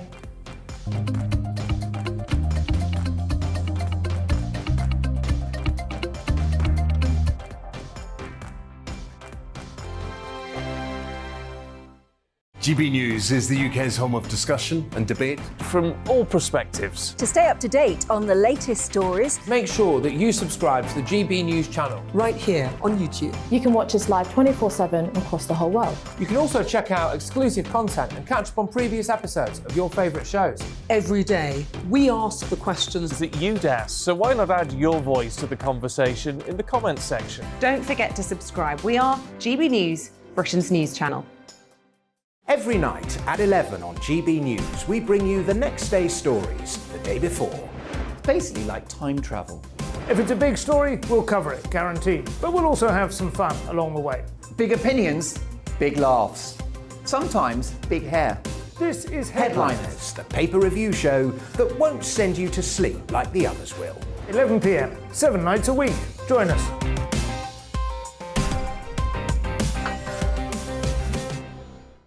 Hello there, I'm Eamon Holmes. And I'm Isabel Webster. And we hope you can join us for Breakfast with Eamon and Isabel. You make me laugh out loud, belly laugh. Is that important first thing in the morning? Yeah, absolutely. And there's me trying to be deadly serious. News is a serious business. Yeah, I have to rein you in sometimes. Well, it doesn't stop us laughing at it. It doesn't stop us having an opinion on what's going on. Yeah. And it certainly will not stop us reflecting what you think. Weekdays from 6 to 9:30 on GB News. I'm Dan Wootton. Join me Monday to Thursday from 9 to 11 for the feistiest and most fun news debate on TV, where free speech reigns. I'll bring you a sharp take on the day's biggest stories, bombshell newsmaker interviews, and A-list guests. And I guarantee you, no spin, no bias, no censorship, and no reason to go to bed. That's Dan Wootton Tonight, Monday to Thursdays from 9 on GB News.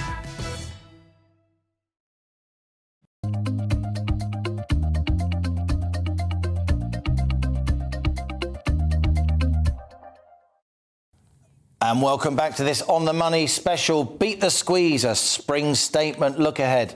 I'm Liam Halligan. We're discussing what Chancellor Rishi Sunak should do to help hard-pressed households and businesses in the midst of what is already a cost of living squeeze, a squeeze made worse by this Russia-Ukraine conflict.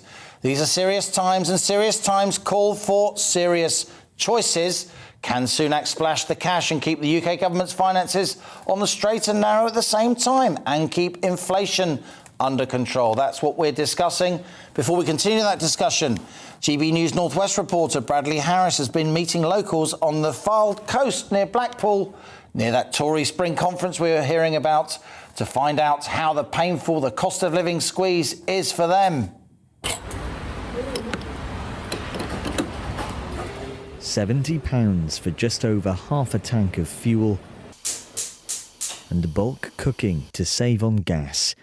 This is just a snapshot into what is the worst cost of living crisis this country has seen in 3 decades. Barry Woods is retired and lives near Blackpool.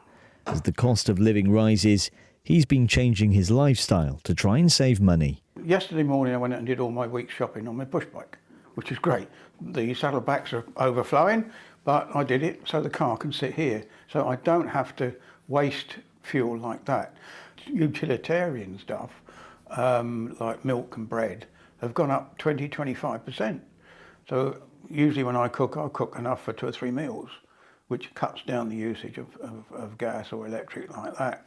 I think we've all got to start looking at more and more ways to save money, whether it is like through fuel, usage of the car, using too much water, too much electricity, cutting down on the heating, wearing a bigger coat in the house, that sort of thing, really to try and save money. Inflation is expected to peak above 7%.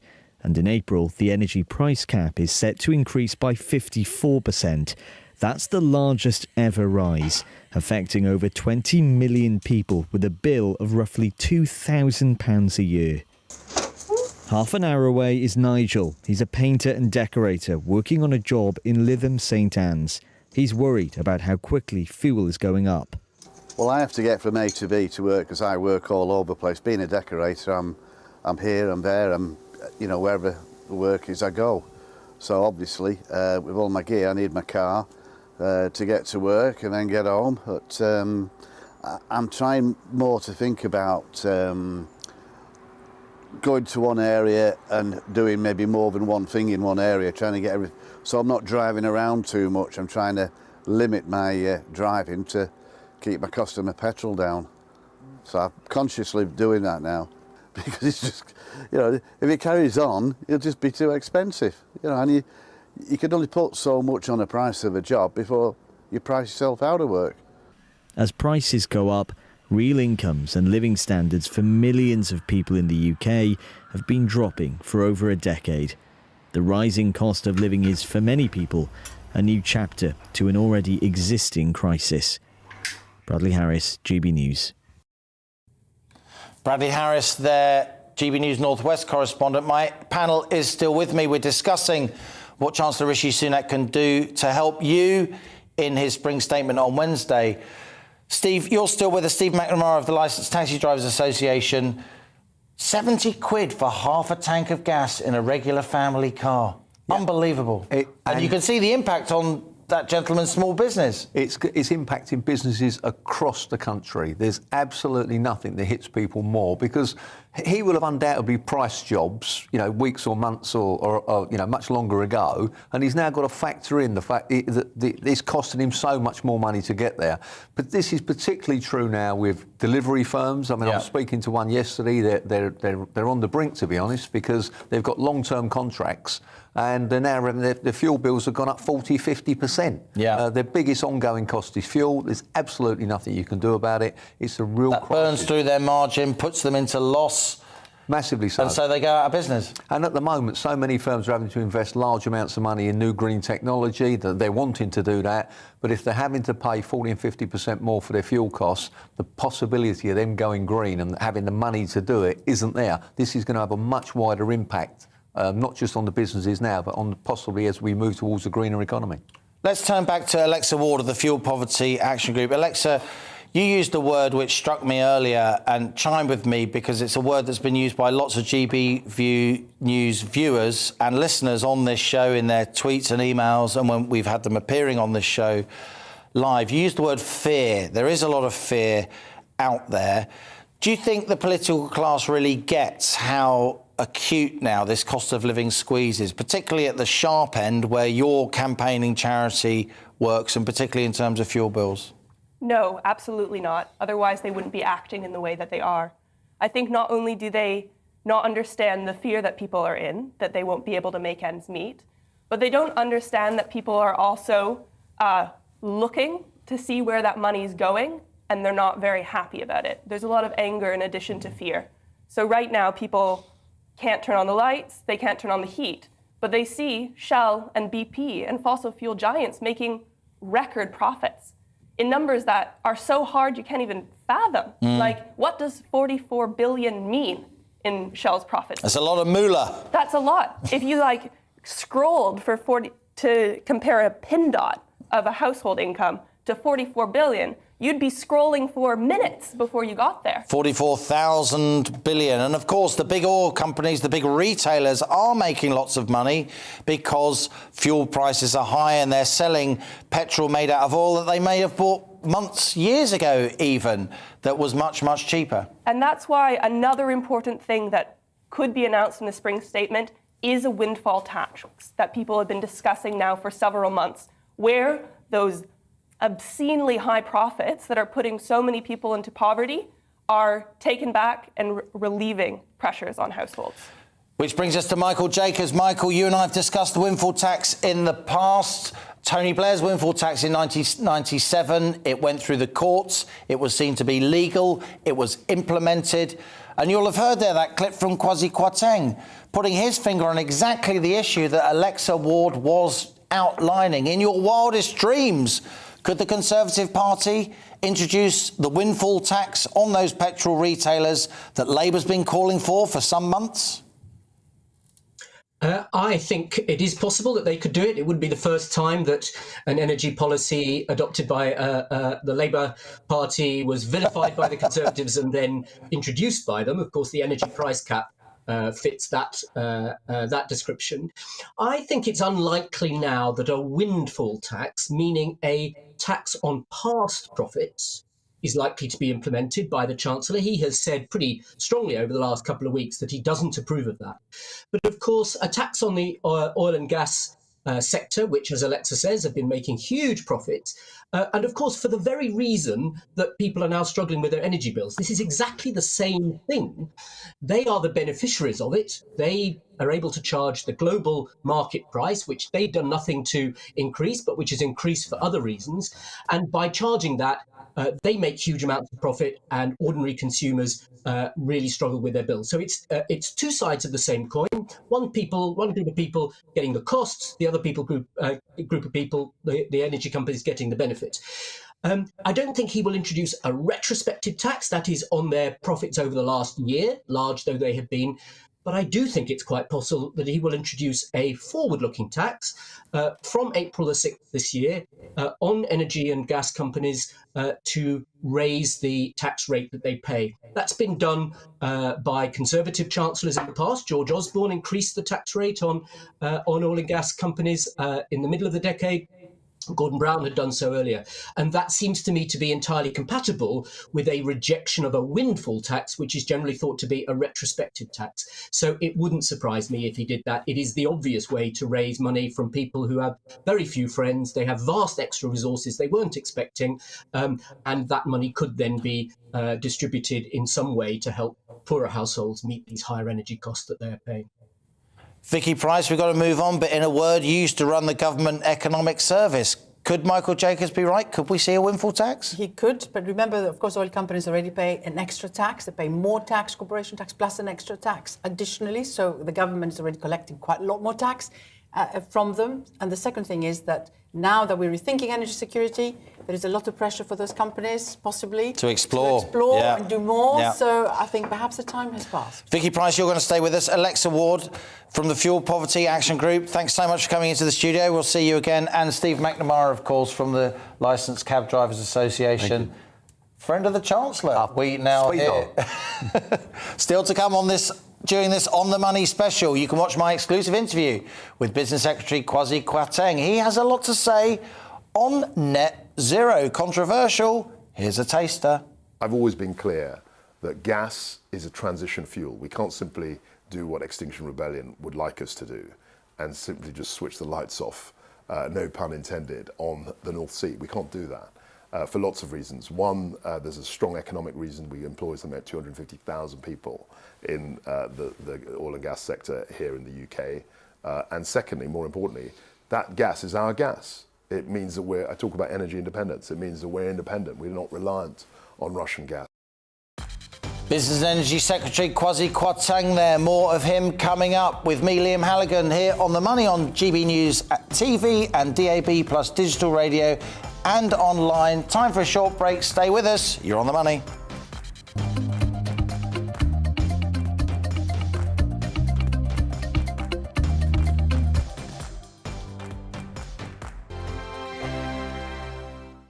GB News is the UK's home of discussion and debate from all perspectives. To stay up to date on the latest stories, make sure that you subscribe to the GB News channel. Right here on YouTube. You can watch us live 24/7 across the whole world. You can also check out exclusive content and catch up on previous episodes of your favourite shows.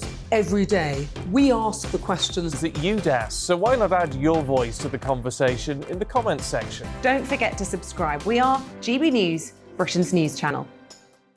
Every night at 11 on GB News, we bring you the next day's stories the day before. It's basically like time travel. If it's a big story, we'll cover it, guaranteed. But we'll also have some fun along the way. Big opinions, big laughs. Sometimes big hair. This is Headliners, the paper review show that won't send you to sleep like the others will. 11 p.m, 7 nights a week. Join us.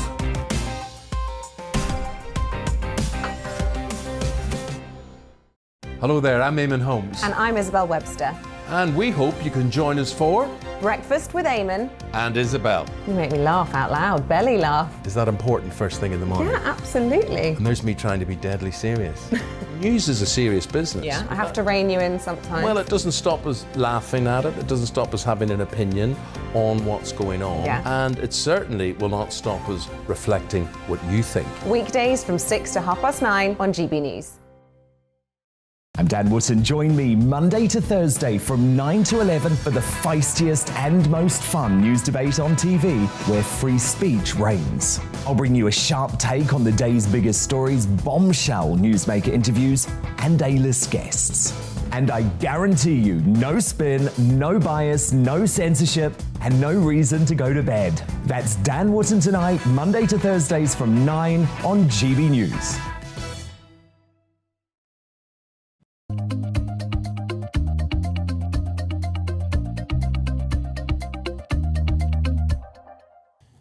And welcome back to this On the Money Spring Statement Look Ahead special. I'm Liam Halligan. We've been discussing the big economic picture, the tough choices facing Rishi Sunak as he tries to balance the need for extra spending while keeping inflation under some kind of control and the public finances even roughly on track.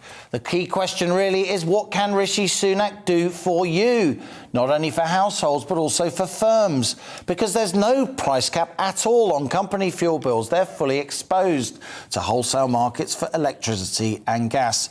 Vicky Price is still here with me in the studio, but joining me is Stephen Morley, President of the Confederation of British Metal Forming. Stephen, the CBM represents hundreds of UK firms employing tens of thousands of people. There's a cap on household energy bills, of course, but no such cap for the kind of firms that you represent, and lots of them are very intensive users of energy. So let me ask you directly, what can Rishi Sunak do for you? We need some major support on this issue. It was a problem anyway leading into the Ukraine-Russia crisis.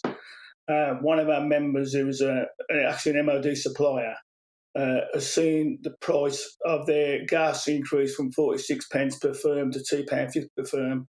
And that means their energy bill will go from £800,000 to £4.5 million per year. And the electric bill will go from £700,000 to £1.7 million. That's a £5 million increase on a £26 million turnover.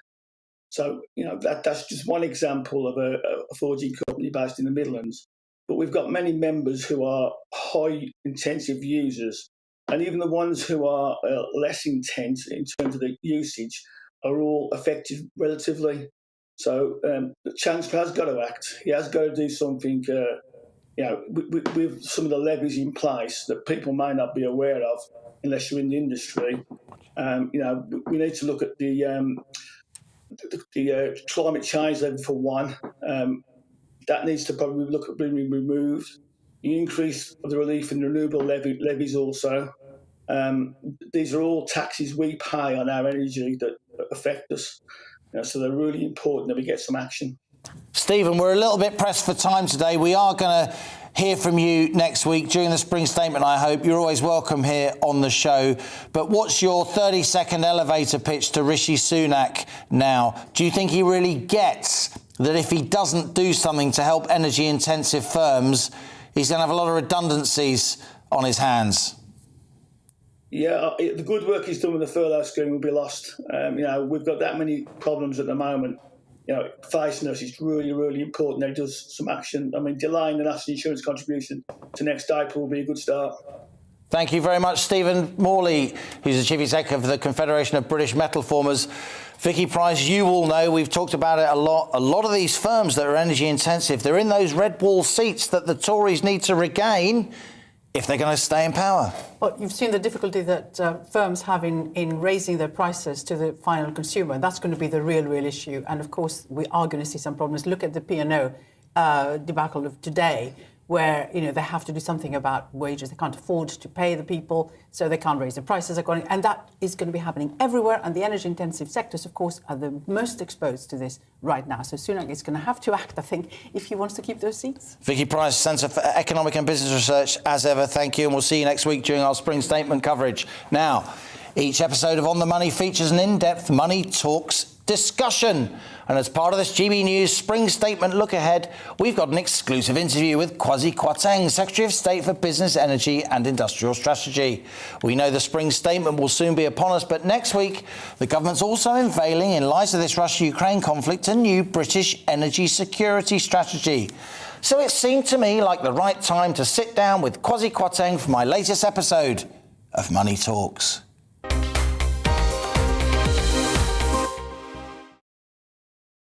Secretary of State, thank you very much for seeing us at this really important time for this country's energy security. Sure.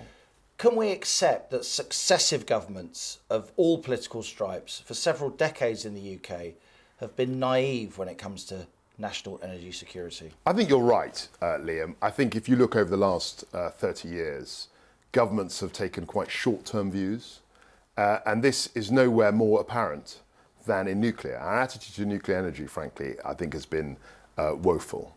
In 1997, Tony Blair said there's no economic reason for nuclear. I think nuclear power gives you a measure of energy independence, gives you a measure of energy security. And that's why when I speak to energy ministers from around the world, it's the French energy minister that seems somewhat more calm. And they know with their nuclear fleet, they've got a large degree of independence. Whereas you contrast that with Germany or Italy, they're much more exposed to Russian gas than the French are. And I think nuclear is something we should really focus on. The Tories have been in power for around half the time since 97. I'm just doing the maths in my mind, either with a majority or in coalition. Why have we been short-termist, Secretary of State? There are lots of clever people here in Whitehall where we're sitting in your office. There are lots of clever academics in the UK. We're not short of ideas or technology. We invented civilian nuclear power. Right. We split the atom as British people. Why have we been so short-sighted? So what I'd say about energy is that it's really pays to have a long-term plan. And for successive years, we haven't had a long-term plan. That's why I referred to nuclear. I think in the last 10 years, we've been very focused on cost of living issues. We've kept the petrol fuel duty frozen.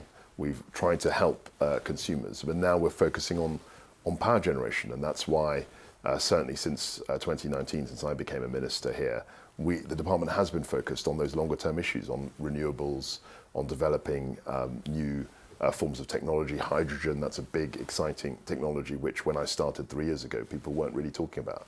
We're very, very focused on these new technologies now. And I think there is a plan. We're going to publish a strategy next week, which builds on the Prime Minister's 10-point plan in November, builds on the Energy White Paper, builds on a lot of the work we've been doing. You mentioned the cost of living. There was already a cost of living crisis. Inflation was already at a 30-year high before this Russian invasion of Ukraine. Since then, oil prices, gas prices have been spiralling on global markets. They've come back slightly again. But many GB News viewers and listeners write to me and ask me, why is it, Liam, that when the price of oil goes up, petrol and diesel instantly goes up a lot on the forecourt, but when the price of oil eases back slightly, or quite a lot as it has over the last week, petrol prices and diesel prices stay the same? What should I tell those GB News viewers and listeners? I think we should get more information about that, because I hear that anecdotally. And I think it's really bad and wrong for companies simply to be, keeping the high prices to reflect higher prices, and then when those come down, to keep those higher prices. I think that's something which we should be focused on. There was a Prime Minister's roundtable on energy, rightly so at this point. On Monday, I think you were there with other ministers. Shell were there, Esso were there, BP were there, some of our biggest petrol retailers. Did you ask them, my question? Well, we talked really about the North Sea and exploration of the North Sea, because those companies have had a difficult time politically because of all the focus on the net zero, the eco warriors, Extinction Rebellion, and what we were trying to establish in that meeting was the North Sea is open for business. But that's a point that I'm seeing many of these people next week. It's a point I'll raise directly with them. I look forward to hearing the outcome of that meeting. It's very much on people's minds. Would you say that household utility bills are going to go up even more? We already know there's a big increase coming in April, 54% rise as the Ofgem price cap was increased. That price cap was increased before the implications on global energy prices of Russia, Ukraine. Some analysts, credible industry analysts, are saying we could see an even bigger rise this coming autumn. Do you agree with that analysis? So firstly, I'd say the price cap is absolutely crucial. And I've been very, very consistent the price cap stays, because that's protecting consumers, protecting people in this country, our people, from really large rises in wholesale prices. £700 rise on average in April. Yeah, I mean, it's tough, but I think the gas price, as you know, has gone up 6 times since this time last year. So that's a huge increase, and the price cap protects people. In terms of the next period, because the next period, the price cap will be announced in August, we have to wait and see. We don't know where gas prices will be. They went up very, very high, went up extremely high at the beginning of last week. They've come down a measure this week, and we just have to wait and see what happens. So I'm not in the business, frankly, of predicting what the gas price will be even in 2 weeks' time, let alone in 4 months' time. Should we be scrapping VAT on household fuel bills? It seems to me that the Chancellor's got lots and lots more money in because of inflation. The IFS, the Institute for Fiscal Studies, have put out some analysis saying £12 billion more than he expected just from the freezing of income tax thresholds, as well as extra fuel duty as petrol and diesel prices have spiralled. Surely it's time to give people a little bit of relief, even if it's only 5%. After all, the poor pay so much more of their income for fuel than the rich. So, Liam, I think you're right to say that we have tried to protect, we should try and protect the most vulnerable people. The Chancellor had announced his package a few weeks ago, £200 off bills to be repaid over again, 5 before years. Russia-Ukraine. That was before Russia-Ukraine. There was £150 off council tax bills for bands A to D. So there has been some support. He will, as you know, have a spring statement next week, and we have to wait and see where he is, because, as you say, the Russian invasion of Ukraine has changed the landscape on this, and we've got to try and react to that. Some would say it's not the time for posturing about small state ideologies. We know the Chancellor spent heavily during the pandemic on furlough and so on, understandably. But doesn't he need to spend again in order to give hard-pressed, not just households, but also firms suffering with very high energy bills, firms in those red wall seats, energy-intensive manufacturers? A lot of those companies, they might not be viable given these higher fuel prices. Look, there's a hell of a lot of pressure in the system. You're quite right. And what the Chancellor and I, in my conversations with him, have said, and with the Prime Minister, is that we want to protect our people. We want to protect consumers, particularly very vulnerable consumers, against high prices. And I'm sure that's at the front of the Chancellor's mind, and we'll have to just wait and see where we are in the spring statement. The Telegraph, a paper I know well, had a headline just a couple of days ago: net zero rules on the chopping block to boost North Sea oil. Is that true?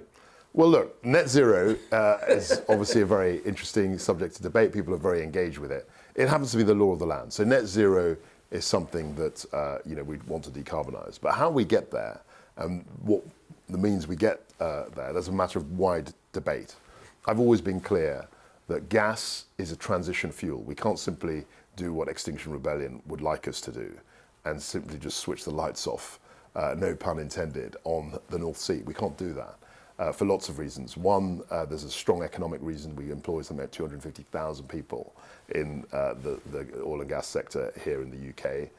And secondly, more importantly, that gas is our gas. It means that I talk about energy independence. It means that we're independent. We're not reliant on Russian gas. We're not reliant on liquefied natural gas from Qatar or wherever it might come from.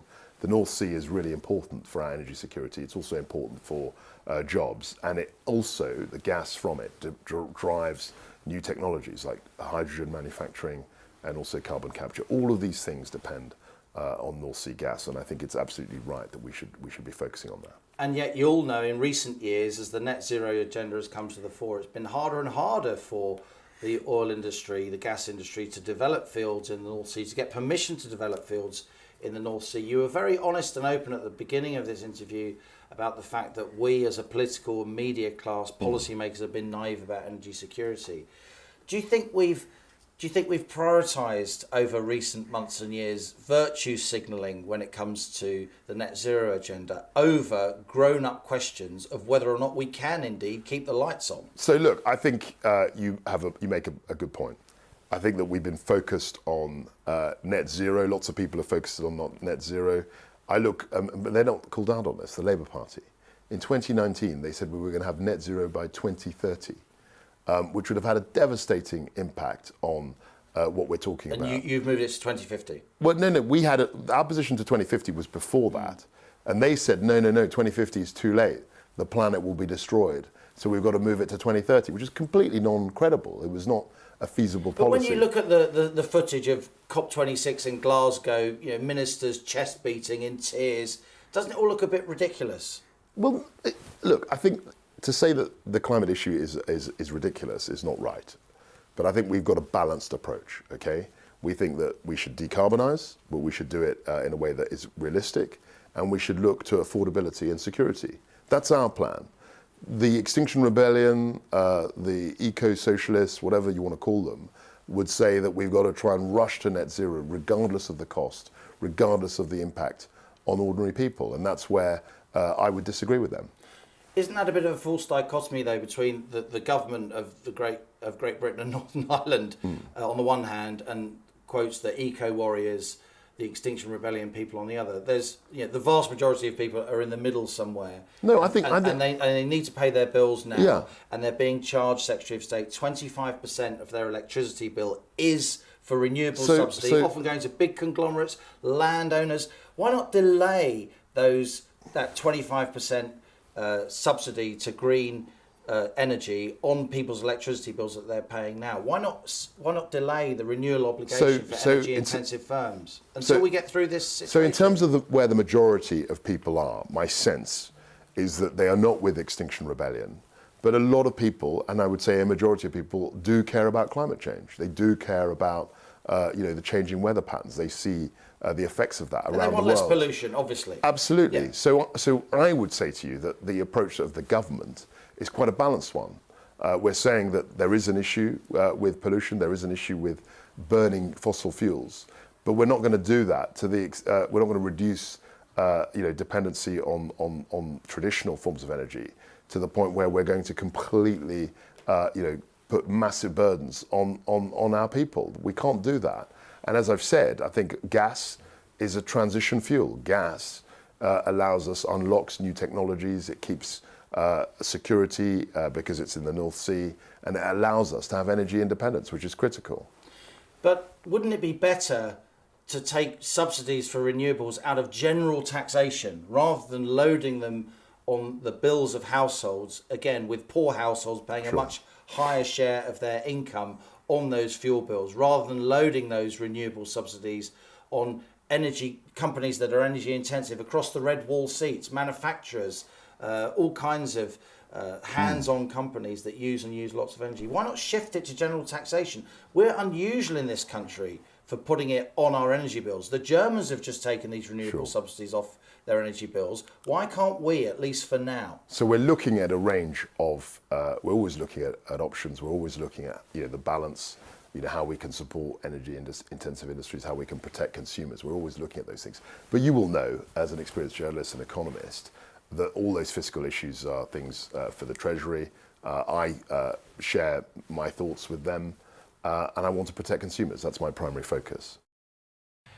Business and Energy Secretary Kwasi Kwarteng there, and you can listen to the full-length, 25-minute, full-strength version of that interview on my Money Talks podcast app, on the GB News app, or on the GB News YouTube channel.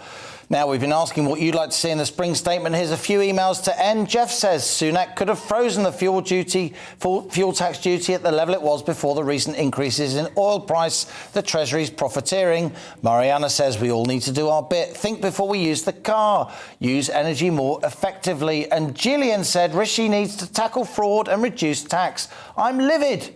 She's livid at how he's handled things. You've been watching On the Money on the Beat the Squeeze Spring Statement Look Ahead special with me, Liam Halligan. We've got a special show from 11 a.m. till 4 p.m. next Wednesday on that Spring Statement.